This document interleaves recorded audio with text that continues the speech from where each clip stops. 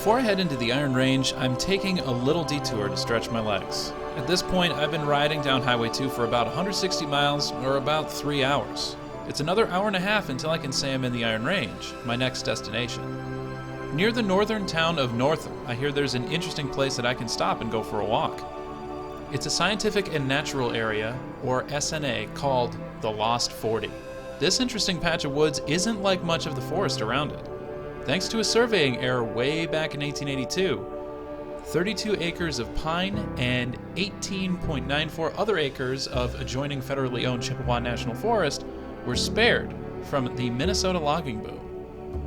One of Minnesota's biggest industries, even when it was just a territory, was the logging industry. The soil from the North Woods was very unagreeable to farming, so much of the first settlers here were loggers.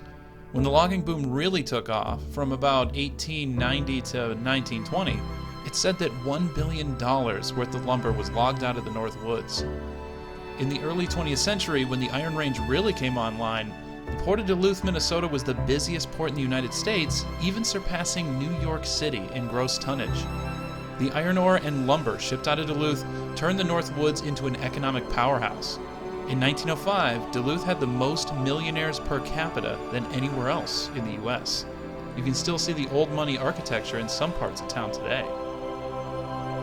What does the logging industry have to do with the Lost 40? I'll let my past self, 3 weeks into his travel beard, give you some background.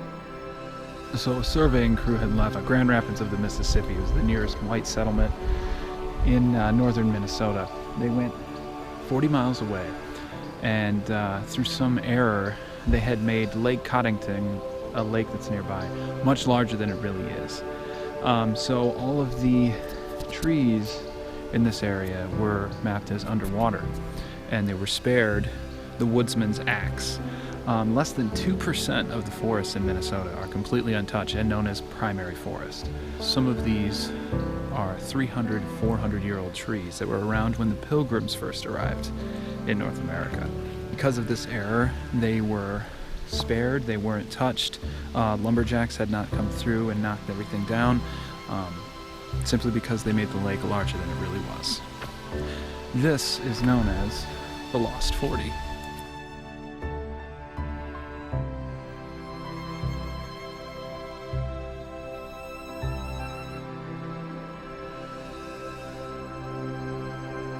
When the four-man surveying crew led by Josiah A. King traveled from today's Grand Rapids here, they made an error that spared this forest. For almost 140 years since that survey, logging companies have not been permitted to harvest some of the last primary forest in Minnesota. I imagine a logger coming up to the edge of their permitted property, logging and looking over to the trees beyond and thinking, maybe next year. When they'd look at their map, they'd see a big lake and ignore it. When they came in person, they don't remember. They follow what they were charted, and this land laid here untouched. Then, decades later, new loggers would arrive and do the same thing, and this would continue for generations. The error was corrected almost 80 years later in 1960, and scientists found this unique opportunity to examine forest that was just as pristine as it was in pre-Columbian times before whites had settled the continent. Hiking here really isn't too much of a challenge either. There's a 0.2-mile inner loop hike, a 0.8-mile outer loop, and a 0.4-mile spur that you can take out to the edge of the SNA. It's interesting things like this you'll find when you head into greater Minnesota away from the interstates and into the wilderness.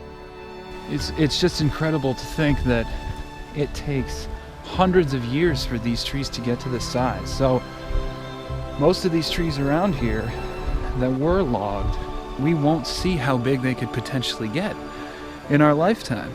But yeah, even if we were to leave all of Chippewa National Forest completely by itself, we would still have to wait another 300 years for some of these trees to reach this actual maximum potential. They were very, very popular trees because they were long and straight and strong. These particular trees, white pine, but just wow. This mistake, this surveying mistake, is our fortune.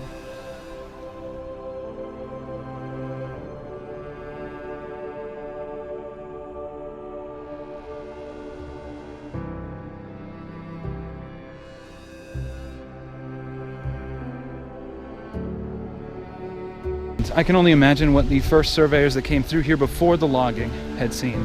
How grand and huge the forests were at that time. And without seeing something like that alive to give it perspective, I don't think we can fully appreciate primary forest. All right, I gotta find some lunch.